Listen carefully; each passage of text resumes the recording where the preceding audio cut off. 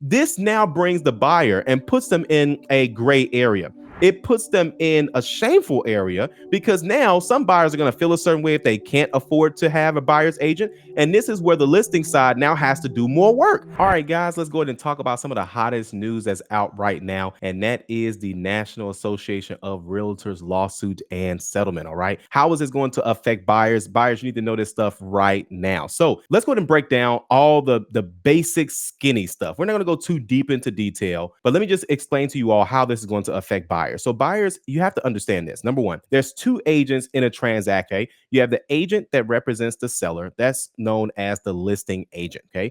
Then, of course, you have the agent that represents the buyer, which is more than likely you watching this. Okay. So you have a buyer's agent. Okay. So now the thing is that sellers essentially do not want to be responsible for paying the buyer's agents. Okay. Now, whatever the commission structure or commission really agreements is, that's really what it is. Commission essentially is set between the listing agent as well as the seller. Okay. Whatever that number is. And the lawsuit was essentially saying, hey, there is no set number. Well, to be honest with you, there was never a set number. Okay. However, it depends on how people were essentially doing their presentations to sellers. And what a lot of the excuses were from a lot of what the settlement was talking about, sellers were thinking that they had to pay a certain amount because they were paying both sides. Let me explain something to you. How a listing agent, which is an agent that represents the seller, no matter how they have that commission structure, it came from the seller, but the listing agent determined what went to the buyer's agent. So now, if they're essentially saying, hey, I do not want to pay a buyer's agent, that does not mean that your buyer's agent will not get paid. That does not mean that you would have to pay them though either. Okay. Now, you can always pay your agent. Okay. But obviously you have your own costs. Okay. You have your closing costs, just like the seller has their closing costs, right? And then you have to come up with your down payments and things of that sort. So for years, it was always the listing agent sharing their commission, with the buyer's agent. And that's going to continue, by the way. I don't see that changing. So, and that's what a lot of the hoopla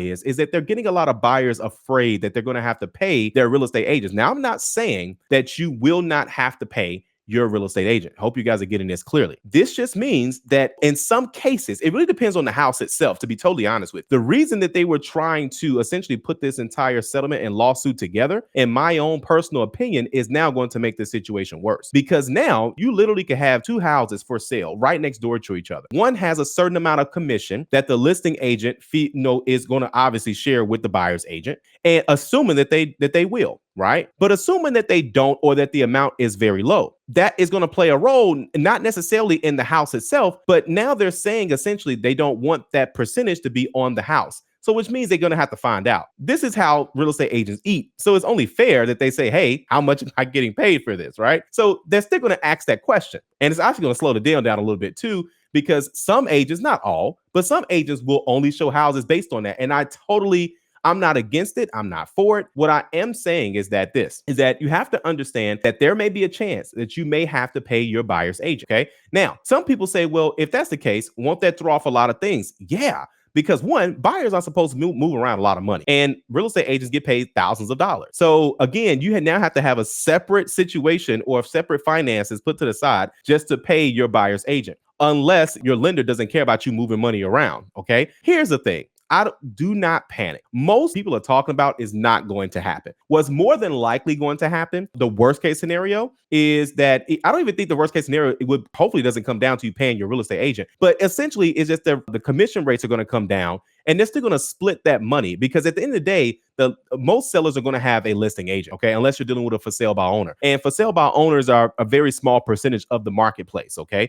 And it's not just about the money. People, they keep talking about the money. You need to have a person that is specialized to walk you through what home ownership is all about. Okay. Now, don't get me wrong. I know plenty of sellers that would say, oh, you don't need a real estate agent. Take care of that for you. Listen, there's a lot of sellers that's looking out for themselves. Okay. And not in a bad way. They're humans. I'm not saying that they should do this, but what I'm saying is they're looking to save money. Okay. Let me put it to you like this. If buyer's agents were free, they wouldn't care. Okay. It's the fact that they have to pay for it. And it's not that no one says that they had to pay for anyone. Again, that's where the language was in the presentation. Oh, well, I'm charging you X amount of percentage because I have to pay the other side. No, that's not true. You charge them a certain amount of percentage because that's what you all agreed upon. There are plenty of homes right now that are on the MLS for 5%, 4%, 3.5%, 3%, right? 2.5% total commission. This now brings the buyer and puts them in a gray area. It puts them in a shameful area because now some buyers are going to feel a certain way if they can't afford to have a buyer's agent. And this is where the listing side now has to do more work. No one wants to do it this way. So what's more than likely going to happen? What's more than likely going to happen is not much is going to change. Okay. If a seller wants to use a real estate agent to sell their home, they're going to talk to a real estate agent and they're going to sign a listing agreement. Nothing changes with that. Whatever that commission is on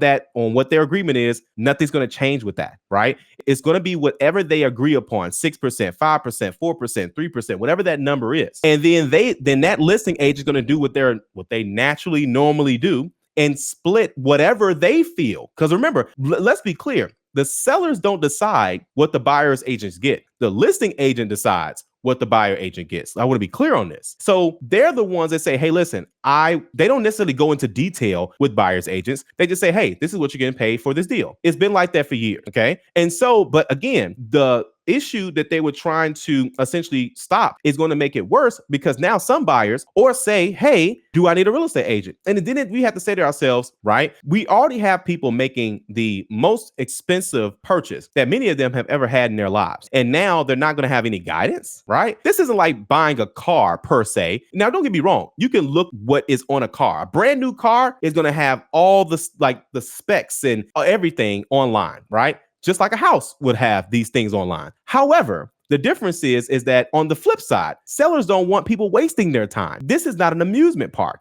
So when amusement parks is like open houses, you come in, you take a look, they may or may not call you back. They're perfectly fine with that. But if a seller says, hey, you don't need to have a real estate agent, no problem. Now they're hoping that pre-approval is not expired. They're hoping that lender is worth their time. They're hoping that the deal can close. It's a lot of hope that goes on just to save a few $1,000s when at the end of the day, they're not going to save huge amount of money unless there's something, again, where they just say, hey, I'm just simply paying a lower commission. Listen, sellers, if you're watching this, if you want to pay a lower commission, all you have to do is negotiate that with your real estate agent. No one ever said it was at 6%. And I apologize on behalf of the industry if someone said that, hey, this is where we're at. There are real estate agents that charge 7 or 8% depending on what they do for you. Okay. And I'm not trying to justify the percentage. I'm never saying that. What I am saying is that the percentage is whatever you and the listing agent agree upon. No different than if the buyer agent says, hey, I know you want to go see this house. I called the agent. They said that there's no commission on this property. So don't get me wrong. I'll show you the property. But in order for me to show you this property, I would have to get paid for my time,